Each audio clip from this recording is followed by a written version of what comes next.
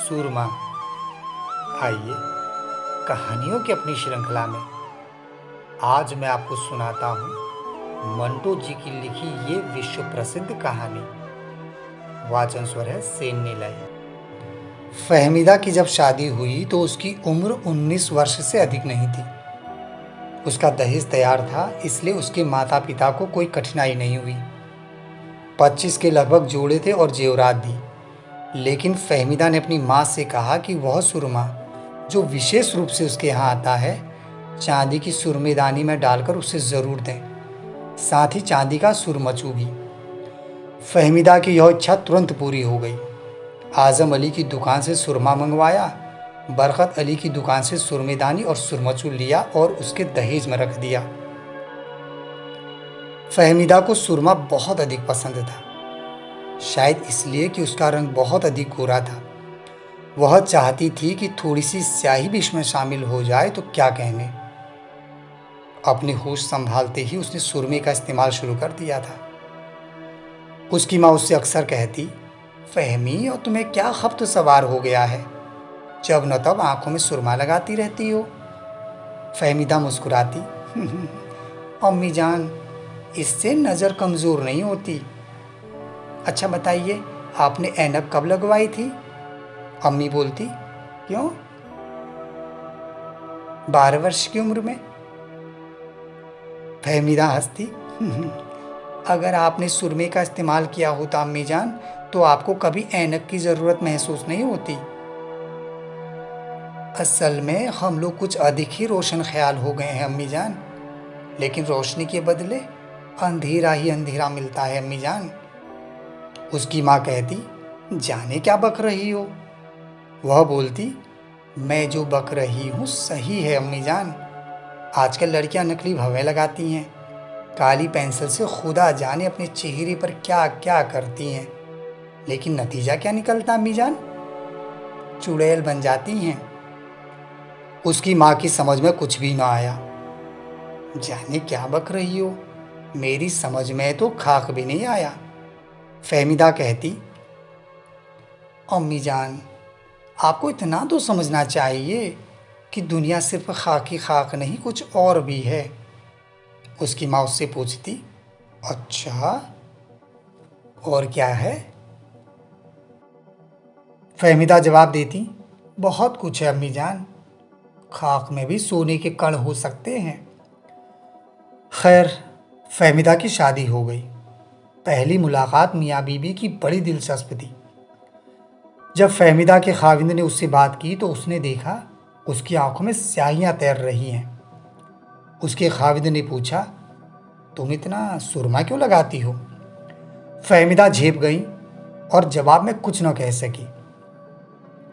उसके खाविंद को यह अदा बहुत पसंद आई और वह उससे लिपट गया, लेकिन फहमीदा की सुरमा लगी आंखों से टप टप काले आंसू बहने लगे।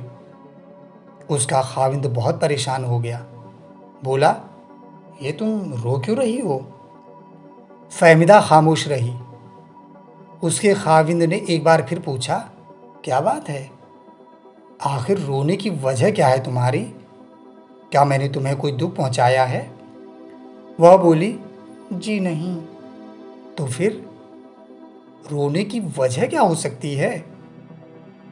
कुछ तो कारण होगा। उसने जवाब दिया, कोई भी तो नहीं।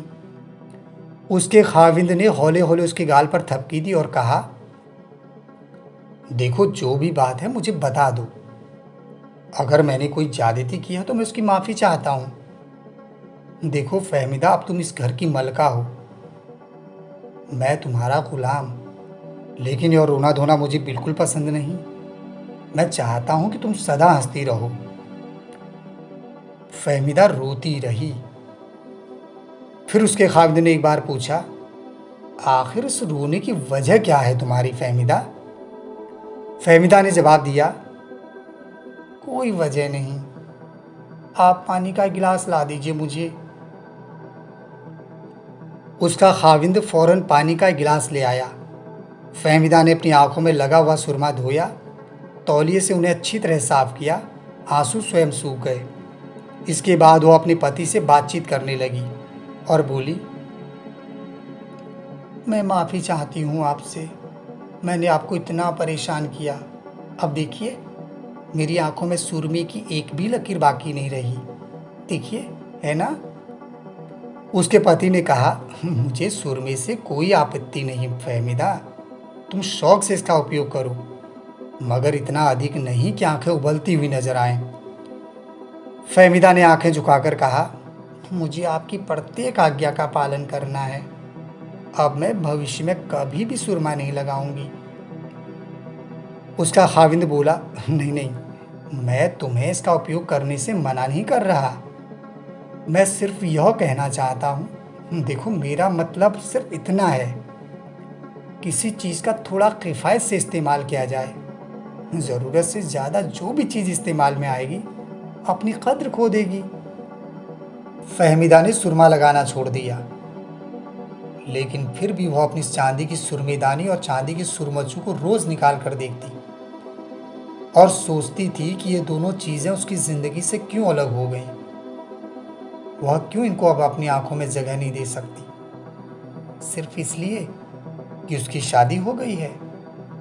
सिर्फ इसलिए कि वह अब किसी की मलकियत हो गई हैं? या हो सकता है कि उसकी इच्छा शक्ति खत्म हो गई है?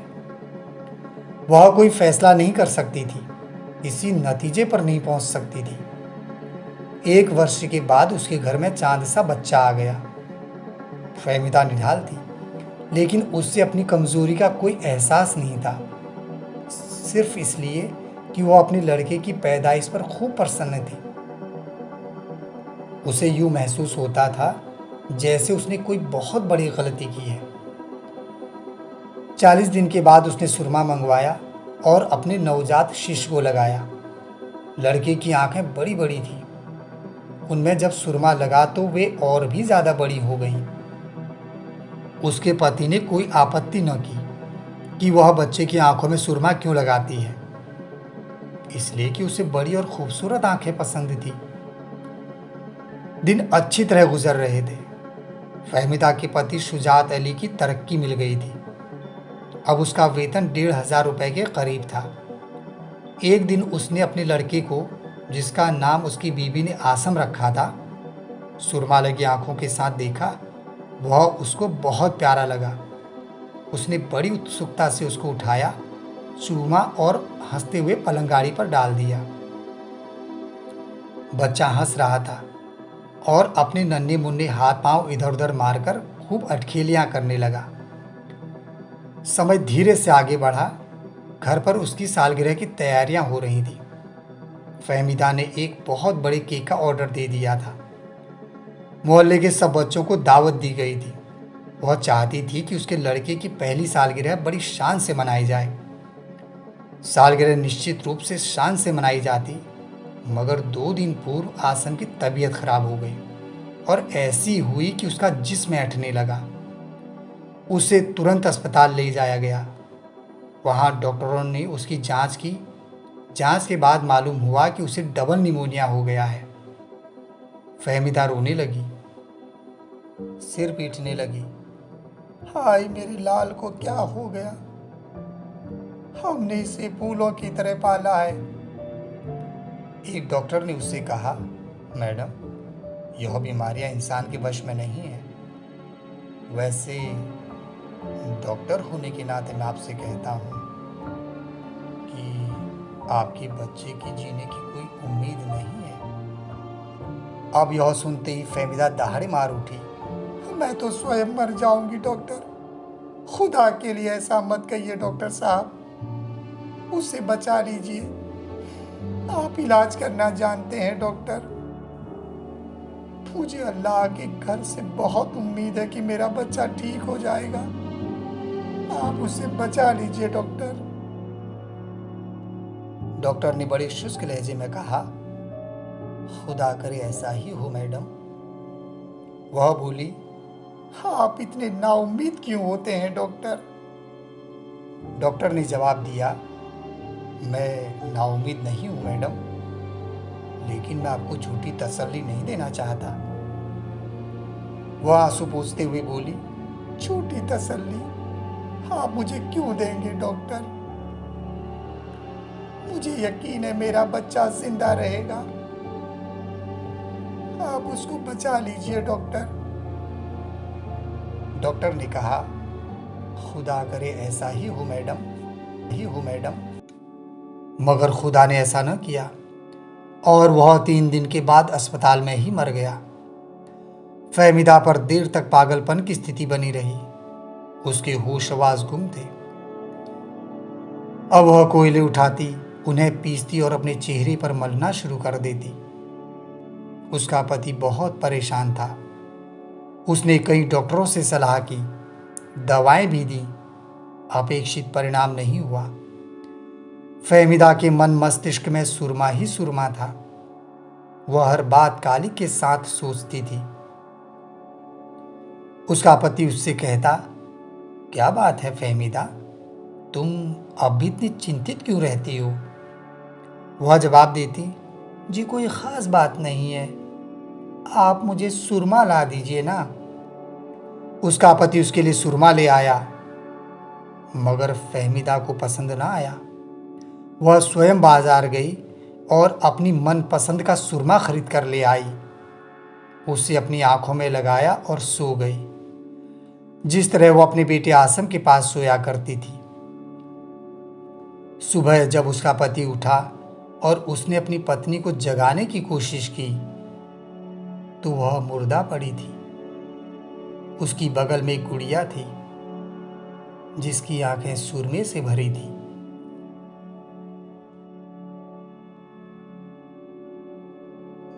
ये कहानी आप लोगों को कैसी लगी? मुझे इस पर आप सभी की प्रतिक्रिया का बेसब्री से इंतज़ार रहेगा। और हाँ, यदि कहानी आपको अच्छी लगी हो तो इसे लाइक और चैनल को सब्सक्राइब करना न भूलें। तो फिर मिलते हैं एक नई कहानी के साथ बहुत जल्द। धन्यवाद।